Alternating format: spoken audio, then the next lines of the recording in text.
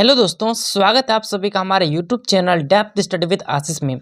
दोस्तों, क्लास 12 के हर एक विद्यार्थियों के लिए जिनका भी ज्योग्राफी सब्जेक्ट है उनके लिए एक बहुत ही महत्वपूर्ण वीडियो आ गया है। दोस्तों, इस वीडियो में मैं आपको मोस्ट इंपॉर्टेंट वायरल क्वेश्चंस कराऊंगा जिसमें दोस्तों आप लोगों के एग्जाम में आने की पूरी संभावना है। दोस्तों, ये जो वीडियो है ये क्लास 12 ज्योग्राफी सब्जेक्ट का है और दोस्तों इसमें जो हम लोग जो है long question answer plus short question answer दोनों डिस्कस करेंगे। और ये जो क्वेश्चन दोस्तों मैंने बहुत ही ज़्यादा प्रिडिक्टेबल करके बनाया हुआ है, ठीक है, जो कि आपके एग्जाम के लिए मोस्ट इंपॉर्टेंट है। दोस्तों, मैंने इससे पहले भी बहुत सारी वीडियो अपलोड कर दी है।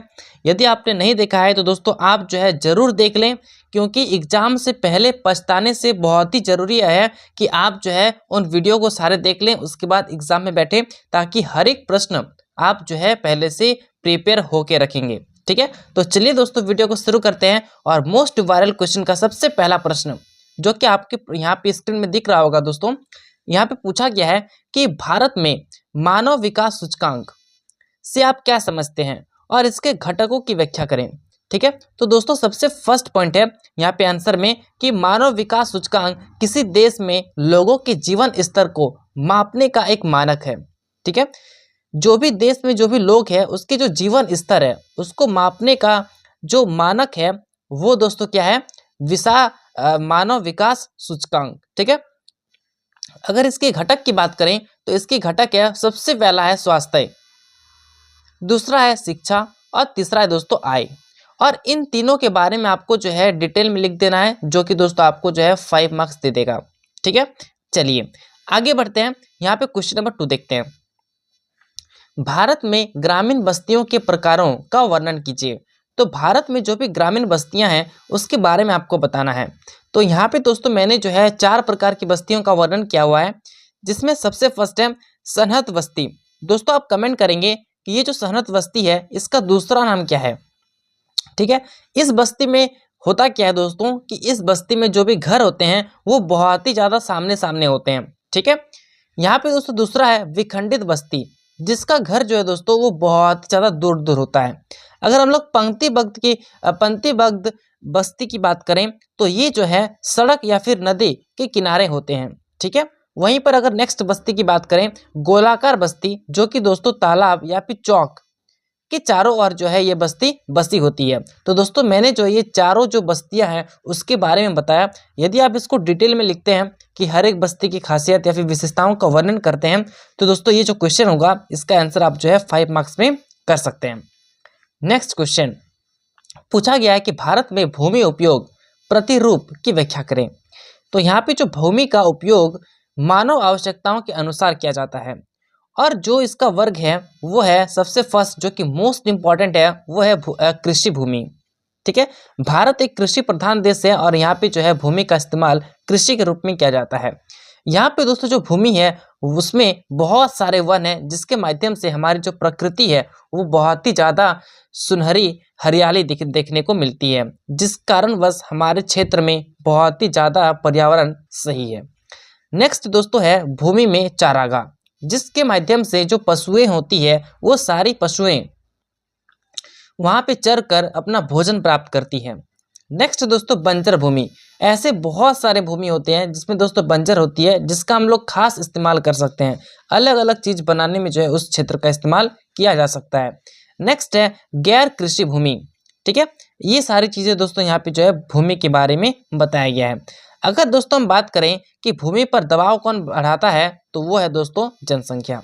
ठीक है, जितनी जनसंख्या अधिक होगी भूमि पर उतना ज़्यादा ही इफेक्ट पड़ेगा। ठीक है, क्योंकि जनसंख्या की आबादी कहाँ पर निवास करेगी, जमीन पर। और जो भी चीज़ें होंगी, मान लीजिए वो कार चला रहे हैं जमीन पर, कृषि कर रहे हैं जमीन पर, सारी चीज़ दोस्तों जमीन पर ही डिपेंड है। ठीक है, तो यहाँ पे भूमि की ही बात की जा रही है। क्वेश्चन नंबर 4 की अगर बात करें तो यहाँ पे पूछा गया है कि भारत में सूखा प्रवण क्षेत्रों की विशेषताएं एवं समस्याएं बताएं। तो यहाँ पे सूखा प्रवण क्षेत्र की बात की गई है, जिसमें अगर विशेषताओं की बात करें तो यहाँ पे दोस्तों कम वर्षा होती है और तापमान अधिक होती है, और इसकी जो मिट्टी होती है वो दोस्तों रेतीली होती है। वहीं पर अगर हम समस्याओं की बात करें तो यहाँ पे फसल उगता ही नहीं है। क्यों? क्योंकि यहाँ पे दोस्तों मैंने यहाँ पे थोड़ा देर पहले बताया कि वर्षा ही नहीं होती है, तो वर्षा कम होती है तो फसल कहाँ से अच्छे से हो पाएगी। नेक्स्ट है जल संकट। यहाँ पे दोस्तों तापमान अधिक होती है, ठीक है, और रेतीली मिट्टी है, ठीक है। और दोस्तों यहाँ पे जो है वर्षा भी कम होती है, जिस कारणवश यहाँ पे जो है जल संकट देखने को मिलता है, जिस कारणवश यहाँ के जो लोग होते हैं वो यहाँ से हटकर दूसरे क्षेत्र में निवास करते हैं, जिसको दोस्तों यहाँ पे पलायन बताया गया है, ठीक है। तो ये सारी चीजें यहाँ पे हो जाएगी। क्वेश्चन नंबर 5 पूछा गया है कि भारत में फसल प्रतिरूप को प्रभावित करने वाले कारकों की चर्चा कीजिए। तो सबसे फर्स्ट है वो है जलवायु, सेकंड है मिट्टी, तीसरा है सिंचाई सुविधा। अगर आप इसके बारे में बताते हैं तो दोस्तों ये क्वेश्चन 5 मार्क्स का हो जाएगा, ठीक है, और आप जो है अच्छे मार्क्स प्राप्त कर लेंगे। नेक्स्ट है बाजार और नेक्स्ट है सरकारी नीतियां, ठीक है। क्वेश्चन नंबर 6 पूछा गया है कि भारत में औद्योगिक प्रदूषण की समस्या एवं उसके नियंत्रण के उपाय बताइए। तो दोस्तों जो समस्याएं हैं यहाँ पे बहुत सारी समस्याएं मैंने लिखा हुआ है ताकि आप हर एक चीज़ों को अच्छे से समझ पाएंगे। फर्स्ट है जल प्रदूषण, दूसरा है वायु प्रदूषण, नेक्स्ट है भूमि प्रदूषण, ठीक है। ये सारी समस्याएं हैं। अगर दोस्तों ये सारी समस्याओं को आप जो है इसके बारे में बताते हैं, एक एक करके इसका डिस्क्रिप्शन करते हैं, तो दोस्तों आपको जो है बहुत ही अच्छा मार्क्स प्राप्त हो जाएगा।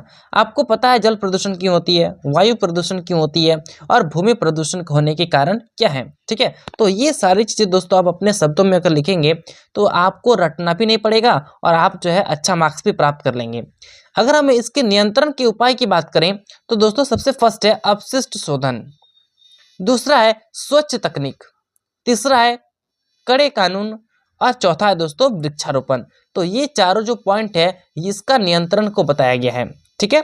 चलिए आगे बढ़ते हैं दोस्तों, क्वेश्चन नंबर 7 को देखते हैं। पूछा गया है कि भारत में बंदरगाहों का आर्थिक महत्व स्पष्ट कीजिए। तो बंदरगाह का जो आर्थिक महत्व है वो क्या है, तो फर्स्ट पॉइंट है आयात निर्यात।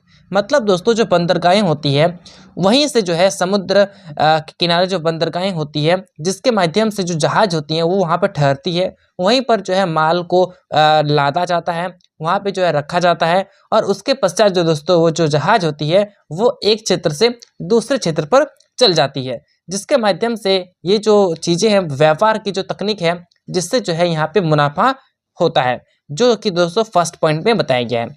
दूसरा है विदेशी व्यापार, एक देश से दूसरे देश में अगर ज़्यादा माल पहुंचाना है तो दोस्तों वो जो है जहाज के माध्यम से पहुंचाया जाता है, ठीक है। दूसरा है रोजगार, इसमें दोस्तों रोजगार भी प्राप्त होती है और एक है औद्योगिक विकास। तो ये चार जो पॉइंट है ये इसका महत्व के बारे में बताया गया है। आगे बढ़ते हैं, अगर हम प्रमुख बंदरगाह की बात करें तो एक है मुंबई, दूसरा है चेन्नई और मोस्ट इंपॉर्टेंट एक है कलकत्ता, ठीक है। आगे बढ़ते हैं, क्वेश्चन नंबर 8 जो कि दोस्तों बहुत बार रिपीट हो चुका है। ये जो क्वेश्चन है दोस्तों आपको या तो ऑब्जेक्टिव या तो सब्जेक्टिव दोनों में पूछा जाने की संभावना है। तो दोस्तों क्वेश्चन है सतत विकास से आप क्या समझते हैं और इसका उद्देश्य क्या है, ठीक है। तो सबसे पहले आपको समझना होगा कि सतत विकास होता क्या है। तो सतत विकास का अर्थ है वर्तमान की आवश्यकताओं को पूरा करते हुए भविष्य की सुरक्षा करना। इसका मतलब ये हुआ दोस्तों कि जो भी वस्तुएं होती है हमारे पास उसका हम लोग ऐसे उपयोग करेंगे, ठीक है, जिसके माध्यम से आने वाली पीढ़ी या फिर भविष्य में जो भी मतलब उसकी ज़रूरतें होगी उसको पूरा कर सकें। तो ये दोस्तों सतत विकास कहलाता है। अगर हम इसके उद्देश्य की बात करें तो फर्स्ट पॉइंट है संसाधन संरक्षण, दूसरा है पर्यावरण संतुलन, तीसरा है सामाजिक समानता और चौथा है आर्थिक विकास। तो ये 4 पॉइंट जो है इसके लिए महत्वपूर्ण हो जाएगी। तो दोस्तों आशा करता हूँ आप जो ये 8 क्वेश्चन है ये सारे 8 क्वेश्चंस को अच्छे से समझे होंगे और अपना एग्जाम में अच्छा रिजल्ट लाने के लिए प्लेलिस्ट में दिए गए लिंक के माध्यम से आप जो है हर एक क्वेश्चन को हर एक वीडियो को अच्छे से देखेंगे। उसके बाद दोस्तों आप जो है अपने एग्जाम में बैठेंगे। आप सभी बच्चों को ऑल द बेस्ट, अपना एग्जाम बहुत ही अच्छे से दें, कॉन्फिडेंस के साथ दें और अपना एक अच्छा रिजल्ट प्राप्त करें। चलिए दोस्तों मिलते हैं नेक्स्ट वीडियो में, तब तक के लिए जय हिंद जय भारत।